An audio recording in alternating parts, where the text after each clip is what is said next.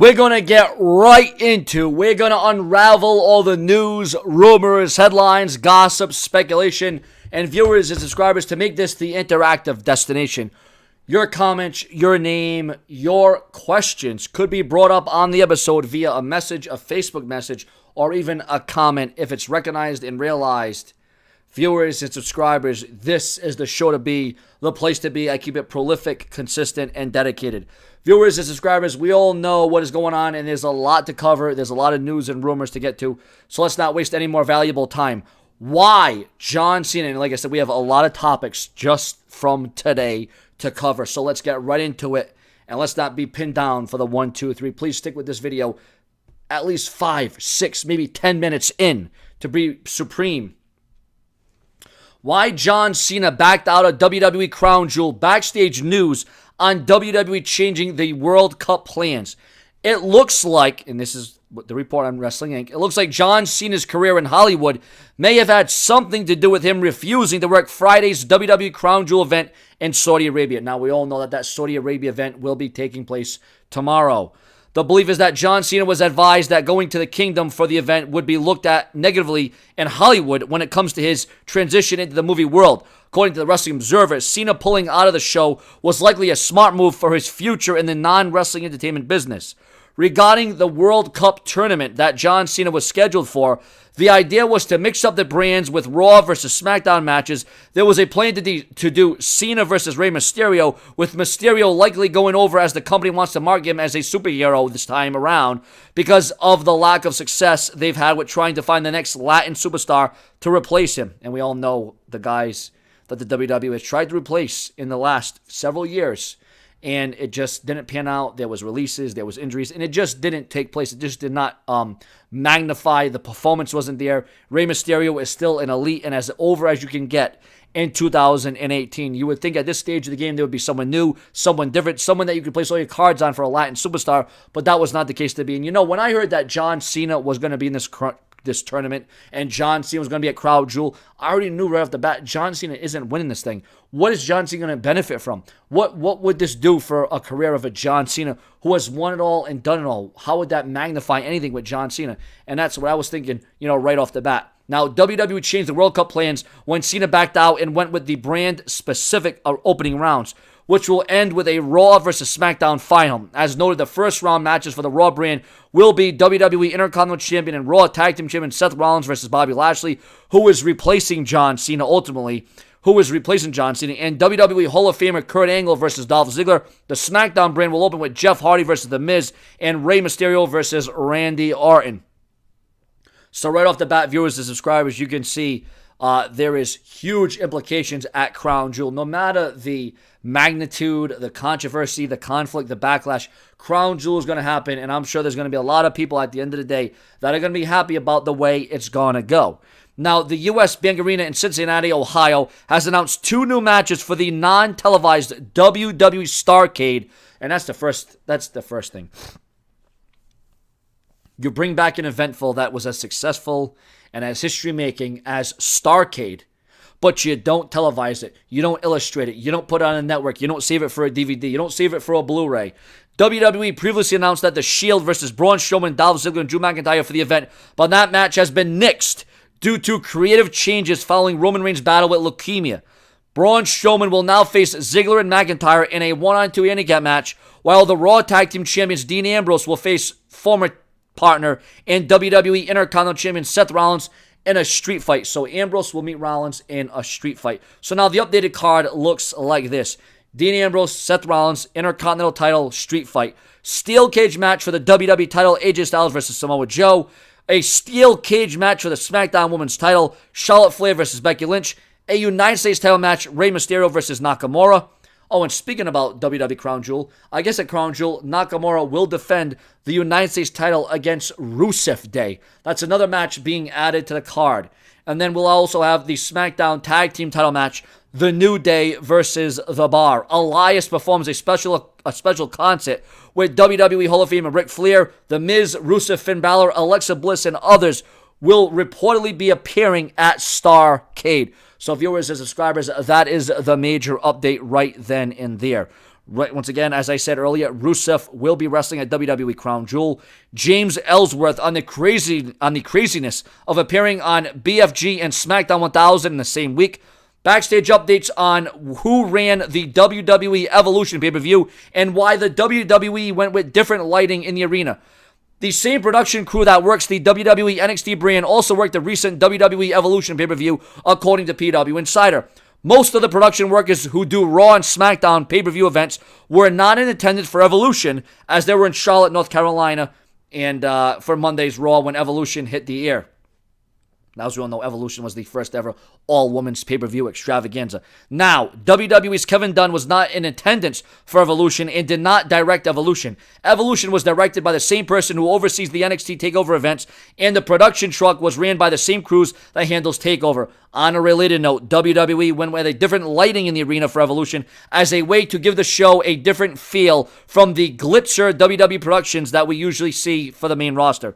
As noted, Vince McMahon was backstage for Evolution. PW Insider noted that Vince McMahon arrived just before the show was to begin and spent most of the night observing the event in the gorilla position. So you got to wonder, what was Vince McMahon thinking? What was going through his mindset? You got to wonder if Vince McMahon thought that this was a total dud or a total success. I felt it was a very solid show from top to bottom. It was innovating, it was compelling, it was intriguing. And you know what? This puts Trish Stratus and Lita back on the main roster again, helping out young talents, showing them the ropes and showing them how to improve and implement. I know a lot of people said that Trish and Lita should have lost and Trish and Lita should be jobbing out or they should be making others look good. Well, they are making others look good. Trish Stratus and Lita reportedly will have major plans and major implications to do with WrestleMania next year. But viewers and subscribers, NJPW is offering big money to sign top WWE stars.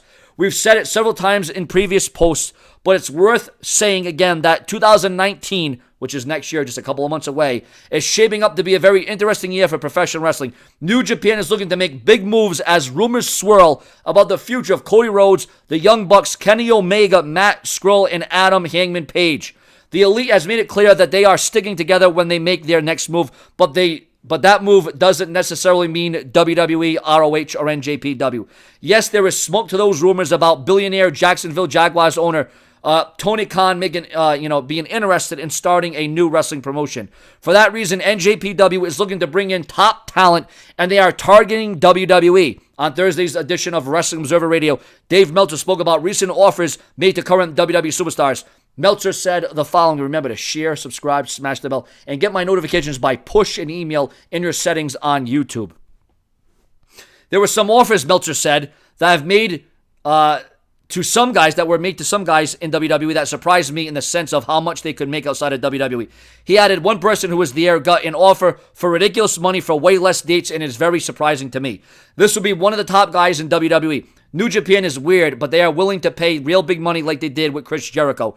There was no mention of who these wrestlers are, but it is no secret that New Japan Wrestling is interested in bringing back names like Shinsuke Nakamura, Carl Anderson, and Luke Gallows. Perhaps there are other names in addition to those mentioned here. For what it's worth, Nakamura did not rule out leaving WWE when his deal expires in a couple of months. So, ladies and gentlemen, Vince McMahon has a new favorite star on the WWE Raw roster. So is the WWE in trouble? Is the WWE in danger? Is the WWE going to be facing their roster being depleted and deleted and dominated?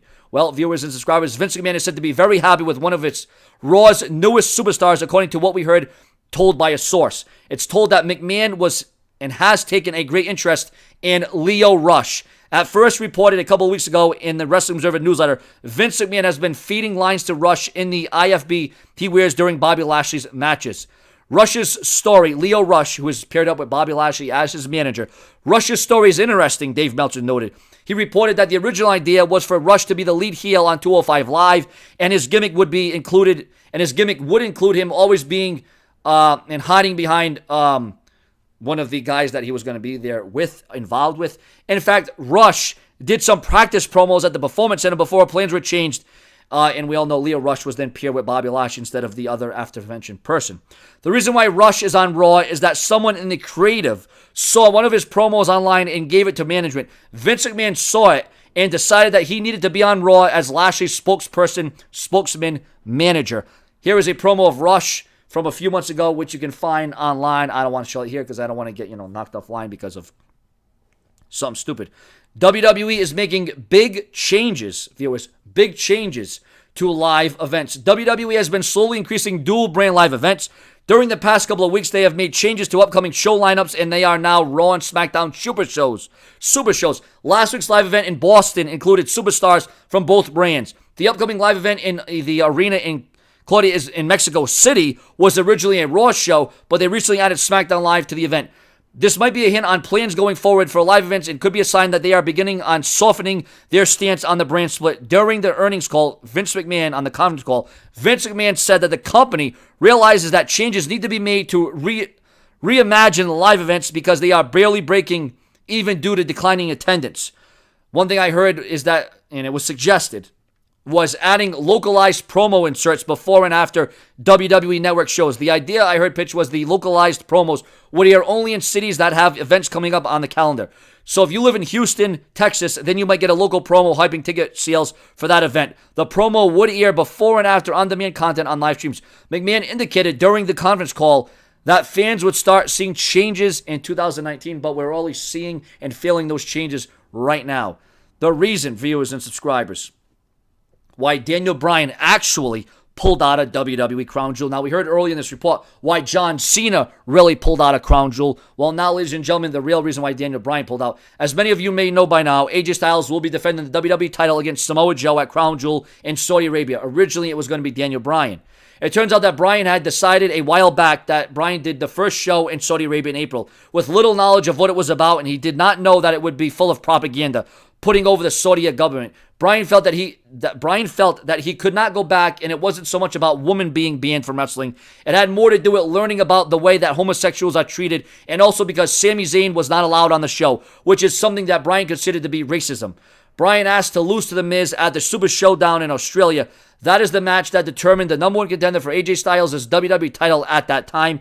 It is not clear if he made that request because he knew that he would never need to be in Saudi Arabia or wrestle in Saudi Arabia. And what about this one, viewers?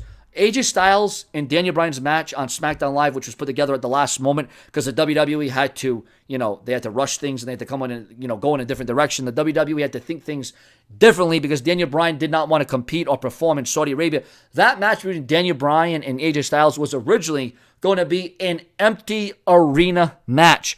And it was going to be shown at Crown Jewel. And obviously that match was going to take place on SmackDown Live or in the Performance Center. But ultimately, the WWE decided against it. And they went with Daniel Bryan, AJ Styles on SmackDown Live in front of a SmackDown Live crowd. But it's, rumored that match was going to be a empty arena match for the WWE title, AJ Styles and Daniel Bryan. And now it's being reported that Daniel Bryan will have nothing to do with the WWE's plans as it concerns getting a major push or going supreme and being monumental. So it looks like Daniel Bryan will be lost in the shuffle as the WWE does not have him pinpointed for any monumental plans in the future, which is, in my state, a sad state of affairs. But you know what? It is what it is in the land of the WWE. So, ladies and gentlemen, the place to be. We all know that Randy Orton threw some shade at John Cena. If you appreciate, and like to comment and share my videos on Facebook and Twitter, and you like the longer extended videos of the rumors, the news, and headlines around the clock, I don't stop, and all WWE, well, then this is the premier destination to be, the brash and brazen. I will never be mistaken or overtaken. So viewers and subscribers, quite frankly, I do want your comments, I want your thoughts, and I want your opinions. And as I do the video live, I do look at the dirt sheets and the websites. Trish Stratus is still open to a one-on-one match with Alexa Bliss in WWE. Another match has been added to Crown Jewel, as I said earlier today, Rusev versus Nakamura. WWE, interestingly, scrapped plans to air a Crown Jewel video with Hulk Hogan on Raw. Ladies and gentlemen, WWE Tough Enough returning. There's a lot of rumors and gossip online that Tough Enough could be making a return to WWE once again. But ladies and gentlemen, would it be watered down? I want Tough Enough to be what it was in the Attitude Era. I wanted it to be raw. I wanted it to be real. I wanted to have realism. The satisfaction. As we all know, one of the greats of Tough Enough, sadly passed away several months ago. My thoughts and prayers go out. And we all know who we're talking about. I don't want to go into a big thing about it, but I am very sad about, one of the Tough Enough contestants who could have risen to prominence and, and for all intents and purposes was still helping out even in his extensive cancer. And all my respect all my love and admiration go out for him and his family and his at the time, his girlfriend or wife. And, you know, it's a tough thing. But Tough Enough returning, I don't know, viewers. Is it worth it? Is it really worth it? SmackDown's ratings came in, and obviously SmackDown, once again, did not defeat Monday Night Raw. But viewers and subscribers, your comments and your opinions on all the news, the rumors, and the headlines. And do you agree with some of this? Are you against it? Are you for it? Do you like the longer videos of Seanzviewent DELIVERS? Do you have 15 to 20 minutes in your day to watch a video from me? Viewers and subscribers, I'm not going to lie. I'm trying to make history on this website. I'm trying to reinvent. I'm trying to capitalize. I'm trying to do what I can do for the viewers and the subscribers. So viewers, once again, more to come from the brash one. We talked about Crown Jewel. We talked about John Cena. We talked about the WWE title. There's rumors that Brock Lesnar could even still become a two-sport champion despite all that is going on. And there is still rumors that Drew McIntyre will be added to the Universal title match somewhere down the line. More to come from the brash one. Share my videos on Facebook and Twitter. Have no fear. The brash one is absolutely here.